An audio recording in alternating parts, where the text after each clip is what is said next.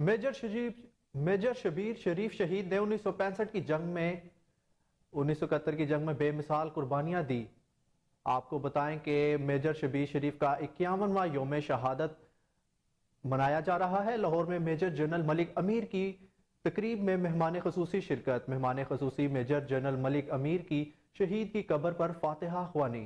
आपको बताएं कि मेजर शबीर शरीफ की 91वां योम शहादत लाहौर निशान में फातिहा हैदराबाद खानी एहसास कर मंद रहे हैं। आपको बताएं कि मेजर जनरल मलिक अमीर मोहम्मद तकरीब के मेहमान खसूसी हैं।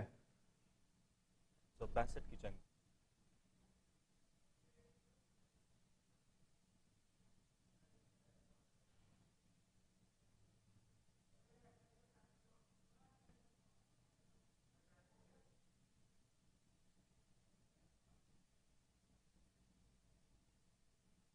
उसी की जानिब से